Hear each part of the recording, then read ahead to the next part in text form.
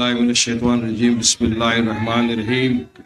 शहर नशीब पर तशरीफ़ फरमा ऑल इंडिया मजलिस इत्तेहादुल मुस्लिमीन के सदर आली जनाब member of parliament barrister Asaduddin Owaisi साहब, मजलिस इत्तेहादुल मुस्लिमीन के फ्लोर लीडर, हिंदुस्तान के हीरो, मेरे हीरो मोहतरम जनाब अकबरुद्दीन ओवैसी साहब, इम्तियाज जलील साहब, बादशाह कादरी साहब, तमाम मजलिस इत्तेहादुल मुस्लिमीन के जिम्मेदारान, यहाँ पर मौजूद मेरे दोस्त, मेरे बुजुर्ग, मेरे भाइयों, आज का ये जलसा इंतखाबी जलसा है।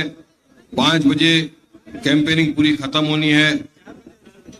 30 तारीख के दिन पूरी तरह से पोलिंग होनी है तेलंगाना में। यहाँ पर आपके यहाँ पर भी 4 बजे खत्म होने वाला है जलसा। मेरी आप तमाम से अदबन गुजारिश है 30 तारीख के दिन पूरी तरह से उतर के आए, इत्तेहादा तौर पर आए, मुत्तहिद हो जाए और मजलिस के उम्मीदवार जहां जहां भी खड़े उनको भारी अक्सरियत के साथ वोट देकर जिताएं और ऐवान असेंबली के अंदर आप भेजें। मजलिस के 9 उम्मीदवार हैं टोटल यहाँ पर, मगर ये पूरे के पूरे 119 से भारी है, भी याद रखना है इस बात को। मजलिस है, मजलिस का काम बोलता है। आपने देखा होगा किस तरह से मजलिस ने इतने सालों के अंदर हैदराबाद खास करके तेलंगाना में ऐसा काम किया जिसकी वजह यह है कि आज पूरे देश भर में लोग मजलिस को देखते हैं। मजलिस के सदर बैरिस्टर असदुद्दीन ओवैसी साहब अगर सुबह में समझ लो उठ के एक ट्वीट कर दिए ना तो पूरे देश के अंदर डिबेट शुरू हो जाता है। ये मजलिस की ताकत का अंदाजा है। हर वक्त हर जुल्म के खिलाफ अगर किसी ने आवाज उठाई, आपके, हमारे लिए, हमारे दलित भाइयों के लिए, क्रिश्चियन भाइयों के लिए, तो एक ही शख्स वाहिद बैरिस्टर असदुद्दीन ओवैसी साहब मजलिस।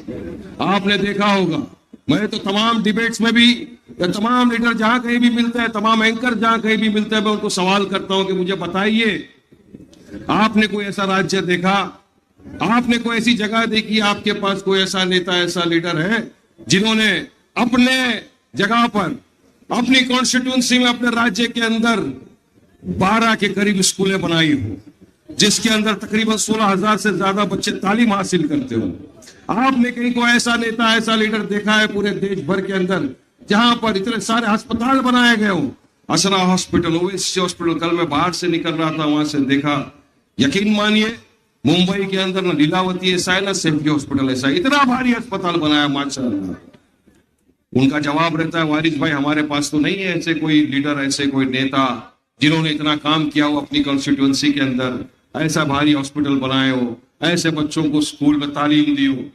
तब मैं जवाब देता हूं कि सुनो, मेरे पास है, मैं जानता हूं ऐसे नेताओं को, ऐसे लीडरों को जो तेलंगाना के अंदर है, जिसका एक का नाम असदुद्दीन ओवैसी साहब है और दूसरे भाई का नाम अकबरुद्दीन ओवैसी साहब है। ये जो काम किया यहाँ पे, इन्होंने कहा था कि हम सबके हाथ में कलम देंगे, अल्हम्दुलिल्लाह आज सोचिए इतने सारे बच्चे तालीम हासिल कर रहे हैं पूरे तेलंगाना के अंदर।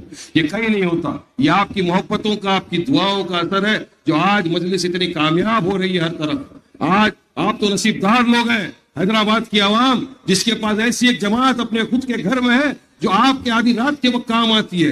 कोरोना काल आया, कोविड के वक्त पूरा देश जब इस महामारी से लड़ रहा था, आप हम सब देख रहे थे किस तरह से लोगों बिछाने गंवा रहे थे, खाने के लिए नहीं था, ऑक्सीजन सिलेंडर के लिए नहीं था। उस वक्त मुझे लोग यहाँ के वीडियो भेज रहे थे मुंबई में, वारिस भाई ये कैसा कर रहे हैं असद साहब, अकबर साहब कैसा खाना भिजा रहे हैं, कैसे ऑक्सीजन सिलेंडर ट्रक भर भर के जा रहा है।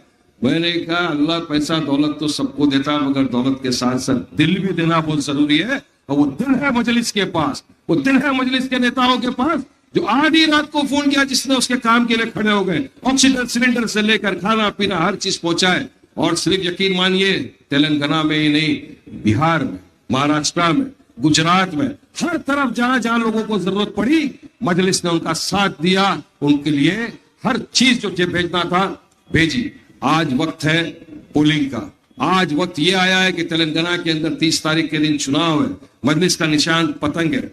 आप सबसे मैं बस अदबन इतनी गुजारिश करूंगा, दरखास्त करूंगा, रिक्वेस्ट करूंगा कि उतर के आइए, भारी से भारी अक्सरियतों के साथ वोट डालिए और दिखा दीजिए ये बीजेपी, आरएसएस और दूसरा ये चैंपियन ऑफ सेकुलरिज्म जिनको बोलते हैं कांग्रेस पार्टी, इनको दिखा दीजिए कि क्यों पड़े हो चक्कर में, कोई नहीं यहाँ मजलिस की टक्कर के अंदर इंशाअल्लाह। अल्लाह सुब्हानहू से दुआ है मेरी कि अल्लाह सुब्हानहू तआला जब 3 तारीख को डब्बे खुले तब मजलिस के उम्मीदवार पूरे देश भर में जहां जहां भी खड़े हो वो भारी से भारी अक्सरियों के साथ कामयाब हो, ऐवान असेंबली में जाए, आप हम सबका काम करें। बहुत बहुत शुक्रिया। अस्सलाम वालेकुम रहमतुल्लाहि व बरकातहू। अभी आपसे मजलिस